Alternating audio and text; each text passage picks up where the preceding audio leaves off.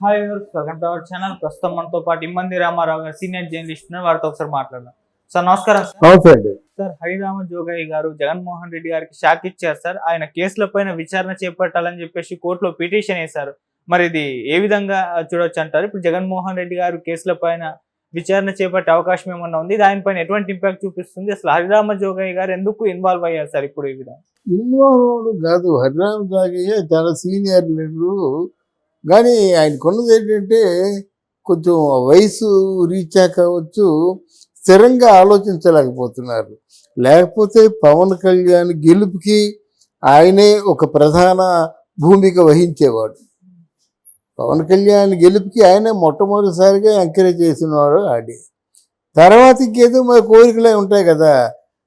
అంటే అస్తవ్యస్తంగా ఆయన ఒక స్థిరమైన సంకల్పంతో ఉండకుండా, ఇప్పుడు మీతో వచ్చానంటే నాకు కావాల్సింది నేను చెప్పాలి, మీకు ఏదో మంచి చేసే సూచనలు సహకారం నా వంతు 10 ఓట్లైనా రాలేలా చూస్తే మీరు వస్తారు. అలాగే మీరు ఏ స్టాండ్ తీసుకున్నారో మీకే తెలియకుండా మీకు ముద్రగడ మధ్య గొడవలు అయిపోయి కాపు వాళ్ళందరూ కూడా తిరస్కరించేలా చేసుకొని ఉండడం వల్ల హరిరామ జోగయ్య గారు కొంచెం చపల చిత్తుడు అనే పేరు వచ్చింది. కానీ నిజానికి ఆయన బయటపెట్టేటువంటి అవసరాలు చాలా మంచి అవసరాలు. ఆయన బయట పెట్టేది ఏంటంటే ఇన్ని క్రిమినల్ కేసులు ఉంటుండగా విచారణ ఎందుకు ఇంత ఆలస్యం అవుతుంది? విచారణ ఆలస్యమైనట్టయితే మన నేరస్తుల్ని ప్రోత్సహించినట్టే కదా. అసలు మీ విచారణ ఆలస్యానికి గల కారణాలు చెప్పండి అని వారు కోర్టుకి లెటర్ రాశాడు. రాయాలి కదా. అంతకుముందు శంకర్ రెడ్డి రాయకపోతే జగన్మోహన్ రెడ్డి అరెస్ట్ అయ్యాడు కాదు కదా. కాంగ్రెస్ పార్టీలో లీడర్ ఎవరు ఉన్నారు. అలాగా కొంతమంది పూడుకోవాలి న్యాయానికి. రఘురామకృష్ణరాజు గారు కానీ ఆ లేఖలు రాయకపోయినట్టయితే జగన్మోహన్ రెడ్డి తాలూకు ఆ కుతంత్రాలు, విషపూరితమైనటువంటి మనస్తత్వం అంతా బయటపడేది కాదు కదా.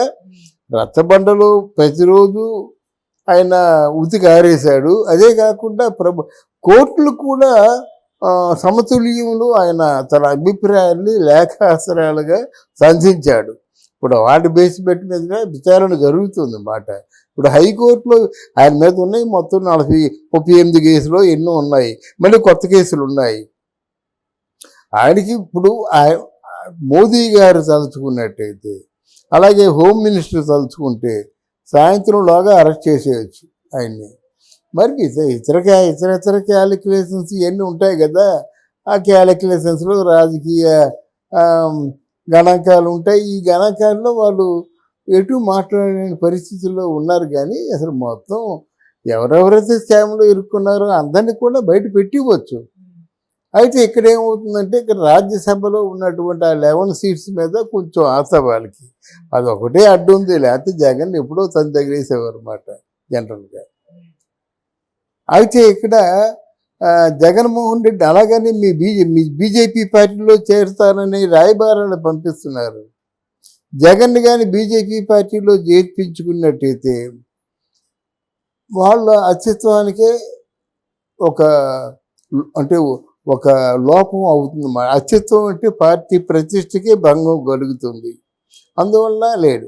పోనీ కాంగ్రెస్ పార్టీలో చేరుదామంటే బైర్లు కమ్మే వార్నింగ్లు ఇస్తుంది, అరెస్ట్ అయిపోతుంది జాగ్రత్త అని. కాంగ్రెస్ పార్టీ ఒక మంచి అవకాశం ఇస్తుంది. మరి ఆ పార్టీలోకి వెళ్ళడానికి అవకాశం లేదు, ఈ పార్టీలోకి వెళ్ళడానికి అవకాశం లేదు అని ఇప్పుడు ఏం చేస్తున్నాడంటే, వచ్చే 5 ఏళ్ళు ఇక్కడ ఏదో విధంగా కోర్టులు మేనేజ్ చేసుకొని మళ్ళీ వచ్చే ఎలక్షన్లో తప్పకుండా నేనే గెలుస్తాననే ఉద్దేశంతో ఉన్నాడు. ఇది ఎంత పిచ్చి మనస్తత్వం అంటే, మళ్ళీ వచ్చే ఎలక్షన్స్ వరకు నీ పార్టీలో మనుషులు ఉంటే కదా. అందువలన ఈ లేఖలు పెరుగుతాయండి. ఇప్పుడు చంద్రబాబు కూడా కొంచెం ఇదేదో మన ఆంధ్రప్రదేశ్కి రాబోయేటువంటి 1 సంవత్సరం షెడ్యూల్ వరకు ఆర్థికంగా పరిపుష్టి చేసుకోవడం కోసం ప్రయత్నాలు చేస్తున్నాడు. ఆర్థిక పరిపుష్టి కావాలి, లేకపోతే 2 రోజుల్లోనే అయిపోయింది నా పరిపాలన అంటారు, 3 నెలలు అంటారు, 6 నెలలు అంటారు. అలా కాకుండా మన పెట్టుబడులు వస్తున్నాయి. ఆయన మొదట చెప్పింది 10 లక్షల కోట్లు పెట్టుబడులు వస్తున్నాయి. ఇంకేదో కార్ల కంపెనీ ఒకటి వస్తుంది, వాళ్ళు ఇండస్ట్రీస్ వస్తాయి ఇండస్ట్రీస్. ఆయన 1-2 సంవత్సరాలు పూర్తిగా ఆ, ఇచ్చిన మాట తప్పకుండా జనాల్లో మళ్ళీ మొహం మొత్తకుండా చేస్తాడు ఆయన. ఆయన చేయగలడు, సమర్థుడు కూడా. మరి ఈలోగా ఏదైనా కొంచెం సయోధ్య కుదిరినట్టయితే వెంటనే మోదీ గారికి చంద్రబాబు నాయుడు గారి తాలూకు అవసరం వచ్చింది అనుకోండి. ఫర్ ఎగ్జాంపుల్ ఇప్పుడు చంద్రబాబు ఏమిటి, అక్కడ చక్రం తిప్పే సమర్థుడు, కొంతమందిని తన వైపు తిప్పుకోగలడు. కనుక చంద్రబాబు నాయుడు తాలూకు అవసరం వచ్చిందనుకోండి, ఇమీడియట్గా జగన్మోహన్ రెడ్డిని అరెస్ట్ చేసేస్తారు. అంతే, ఇంకా అసలు వెసులుబాటే ఉండదు. అన్ని అందరూ చూసేశారు, హైకోర్టులు చూసేశారు, సుప్రీంకోర్టు చూసేశారు. మన జగన్మోహన్ రెడ్డి గురించి అందరికీ తెలుసు. ఈరోజు హరిరామ్ జోగి లెటర్ రాస్తేనే తెలుస్తుందని చెప్పడం కాదు, అందరికీ తెలుసు. ఎవరికి తెలియదు చెప్పండి? ఎంత ఎందుకు? ఇప్పుడు జగన్మోహన్ రెడ్డి తాలూకు డీజీపీని, జగన్మోహన్ రెడ్డి తాలూకు సిఎస్ని అడిగితే మొత్తం చెప్పేస్తారు. ఇప్పుడు అజగతి చేస్తున్నాడు. పవన్ కళ్యాణ్ కృష్ణదేశాన్ని తీసుకొచ్చాడు. మొత్తం వాళ్ళకు ఓపిక ఎక్కువ, కష్టపడతారు వాళ్ళు. మొత్తం ఈ 5 years తాలూకు టర్న్ ఓవర్, 5 years తాలూకు యాక్చువల్స్ని బయట పెట్టమని చెప్పాడు. కొన్నాళ్ళు తెలిసిపోతాయి మాట, రికార్డులుగా తెలిసిపోతాయి. తెలిసిపోయినప్పుడు వీళ్ళ అవసరం వాళ్ళకు ఉన్నప్పుడు నిర్ణయం తీసుకోవడం. కానీ నా అనుభవాన్ని చెప్పడం ఏంటంటే, ఇక్కడ చంద్రబాబు నాయుడు, పవన్ కళ్యాణ్ తాలూకు అవసరం ఉంది. వాళ్ళ వల్ల మనకి ఈ విధమైనటువంటి కొంచెం వెసులుబాటు ఉండి మనం ఆపదలోంచి బయటపడుతున్నాం అనుకుంటే మాత్రం డెఫినెట్గా వెంటనే అరెస్ట్ చేసేస్తారు. దానికి హరిరామ్ జోగయ్య, ముద్రగడ అవసరం లేదు. ఇప్పుడు మోదీ గారికి పవన్ కళ్యాణ్ మీద విపరీతమైనటువంటి ప్రేమ ఉంది. ఎందుకుందంటే సెంట్రల్ సిపిఆర్ఎఫ్ పోలీస్ ఫోర్స్ ఉంది చూసావా, వాళ్ళు చెప్తున్నారు అన్నమాట.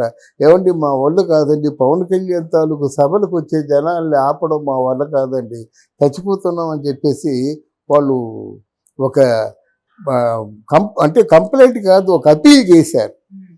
అందుకనే మొన్న అక్కడ మోదీ గారి ప్రమాణ స్వీకారంలో పవన్ ఒక తుఫాను అని సంబోధించడానికి కారణం అది మాట. ఈ పోలీస్ ఫోర్స్ అప్పీల్ చేశారన్నమాట. అమ్మో, ఎక్కడ జనం చచ్చిపోతాం అప్పీ వాళ్ళ అరికట్టడం కష్టం కదా. అందుకు పవన్కి సభలకు కూడా జనాలు వచ్చేస్తున్నారు తండోపతండాలుగా. అందువలన ఇలాంటి ఏదైనా వెసులుబాటు ఉన్నట్టయితే జగన్ ఉండడండి. తర్వాత ఆయన ఆలోచన విధానం కూడా సక్రమంగా లేదు, వక్ర మార్గంలో ఉంది. అంటే ఎంతసేపు వీళ్ళు మనసును బాధపెట్టి, వ్యక్తిగతంగా బాధపెట్టి, ఇళ్లలో ఉన్న కుటుంబాలను బాధపెట్టి, వాళ్ళ అభిమానులు బాధపెట్టి ఎంతకాలం ఇలా బాధపెట్టే కదా నువ్వు ఓడిపోయావు. మళ్ళీ అదే స్కూల్ రిపీట్ చేసేలాగా ఉంది. ఇంకా ఉన్న వాళ్ళు కూడా అప్పుడు జనసేనకేమో ఒక 4 రిక్వెస్ట్ చేస్తున్నారు మమ్మల్ని కలుపుకోమని. ఇంకా మిగతా 4 తెలుగుదేశంలో చేరిపోతారు. ఇవన్నీ తెలిసిన బాగోతాలే. మోదీకి తర్వాత అమిత్ షాకి, ఇప్పుడు రాజ్నాథ్ సింగ్ తెలీదా? ఇవన్నీ తెలుసు. వాళ్ళు ఎంత క్రిమినల్స్, ఎంత నేరం చేస్తున్నారో ఏమిటో తెలుసు. ఈరోజు పిన్నెల రామకృష్ణారెడ్డి జగన్ వెళ్ళారంటే, ఒక బాబు మన గుట్లే బయట పెట్టదు అని చెప్పడం కోసం వెళ్ళి ఉంటాడు అంతే. ఇట్లాంటి ఒక కుటిలమైన రాజకీయ నాయకుడు దేశానికే నష్టం అండి. ఒక రాష్ట్రానికి కాదు, దేశానికే నష్టం. జగన్మోహన్ రెడ్డి నిజంగా ఆయన చెప్పినట్టుగా 175కి 170 తెచ్చుకుని అనుకోండి, అక్కడ ప్రైమ్ మినిస్టర్ని దింపేస్తాడు. అంతే, మనుషులు కొనుక్కొని. ఈయన మనుషులు కొంటానని కేసీఆర్ తెలివితగుతా బయటికి అనేసాడు. అనకుండా చేస్తాడు జగన్మోహన్ రెడ్డి. అంతటి ఘనుడు. Thank you so much sir. Thank you.